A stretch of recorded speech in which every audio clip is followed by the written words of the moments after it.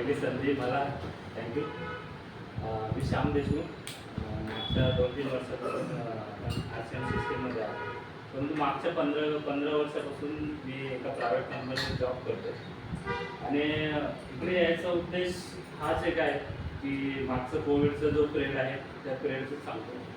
22 मार्च 2020 ही जी तारीख आहे त्या तारखेला कलेक्टरचं एक लेटर आलं आणि दुपारी 2 वाजता प्लॅन्ट बंद करायचे ऑर्डर्स होते.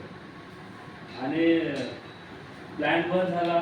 22 मार्चचं पेमेंट एप्रिलमध्ये मिळालं. परंतु ज्यावेळेस मार्चमध्ये आम्ही पेमेंटसाठी गेलो तर समोर एक नोटीस लागलेली बोर्डवर मोठ्या अक्षरात होती की पुढचे 6 महिने तरी प्लॅन्ट बंद आहे, कुठल्याही प्रकारचं वेतन कोणत्याही एम्प्लॉईला भेटणार नाही आणि नंतर प्लॅन्ट सुरू झाला तर तुम्हाला बोलवलं जाईल. हा एक होता. आणि त्यावेळेस प्रत्येक जण असे एकदम शॉक झाले की आता काय करायचं, हप्ते हे सगळ्या गोष्टी आहेत, मग ते मॅनेज करायचं सर पुढचे 6 महिने तरी. आणि त्यावेळेस मी तिथं होतो आणि मी तोच विचार केला की ज्या कंपनीसाठी आपण एवढे वर्ष काम करतोय आणि अशा पिरियडमध्ये आपण डायरेक्ट साईडला जातो, म्हणजे कुठल्याही प्रकारचा विचार न करता आपण त्यांनी आपल्याला साईडला गेलं आणि मग विचार केला की नाही आपल्याला काहीतरी केलं पाहिजे. आणि त्यावेळेस सिस्टीममध्ये तर काम करतच होतो. पहिला फोन सरांना केला, पाठक सरांना, तिथूनच फोन केला की काही असो मला एक इन्स्टंट इन्कम पाहिजे होतं, काय करता येईल, मला शॉप पाहिजे म्हणून डायरेक्ट बोललो. सरांचा एक दुसरा लगेच रिप्लाय होता की कानपुडे सरांशी बोला. मी लगेच सरांशी बोललो आणि सरांनी एवढं सांगितलं शॉप पाहिजे ना, कामाला लागा. एवढंच बोलणं झालं आणि दुसऱ्या दिवशी आम्ही लगेच शॉपसाठी जोरगराजा वगैरे आम्ही फिरणं सुरू केलं. आणि अक्षरशः तिथली जे आम्ही शटरसाठी फिरायचो सर, आम्ही दोघं बरेच दिवस फिरलो एक शटर भेटायसाठी. तिथले लोक आम्हाला सांगायचे की अरे आम्हीच बंद करायचं विचारत आहे, आमचं लाईट बिल सुद्धा निघालं, तुम्ही असं काय बिझनेस करताय की तुम्ही अशा लॉकडाऊन पिरियडमध्ये सुद्धा एक शटर बघताय की बिझनेस सुरू करायचा म्हणून. आणि त्यावेळेस आम्हाला विश्वास होता की आरसीएम बिझनेस हा जो बिझनेस आहे हा भविष्याचा बिझनेस आहे, आजचा बिझनेस नाही. आणि त्याचं भविष्य आम्हाला त्याचे विश्वास आहे म्हणून आम्ही इन्व्हेस्ट करायचा प्लॅन केला. आणि त्या लॉकडाऊनच्या पिरियडमध्ये आम्ही अशा परिस्थितीत 5 लाख तिथं गुंतवले आणि बिझनेस सुरू केला.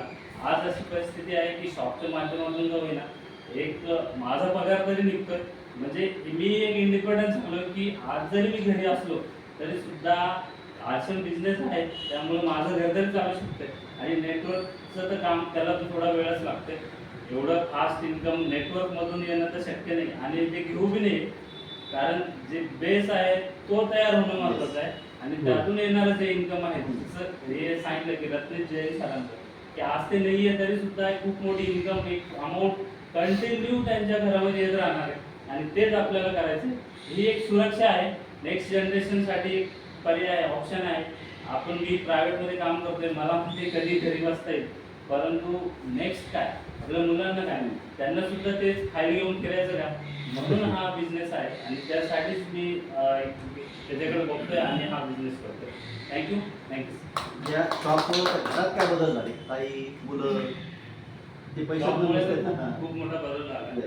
कारण काय की जॉब सिस्टीम, जॉबचा टाइम, शॉपचा टाइम आणि घरचं वातावरण एनी टाइम आमचा जो रात्री 11 वाजेपर्यंत हे सुरू असतं की बिझनेस किती पैसे आले, किती गेले, कुठं ऑर्डर करायची, कोणाचं काय. म्हणजे एक वातावरण असं झालं ना की असं वाटत नाही की पैशाची कमतरता आहे का. पैसे शॉप सुरू झाल्यापासून जास्त जाणवलं नाही. 2 दिवस पगार नाही घेतला, 2 महिने, तरी सुद्धा वाटलं नाहीये की खरंच आपल्याला पैशाची कमतरता आहे. जे आपल्या गरजा आहेत छोट्या मोठ्या आहेत तेवढ्यात आपण निघू राहिला. आणि असं वाटते की खरंच एक बिझनेस वातावरण तयार झाले.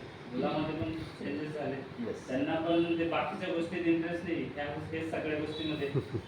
माझा छोटा मुलगा तोही सुद्धा शॉपमध्ये जर असला, कोणी काही मागताय की ब्युटी मॅन द्या, हे द्या, ते द्या, तर त्याचा रिप्लाय असतो की किती द्यायच्या.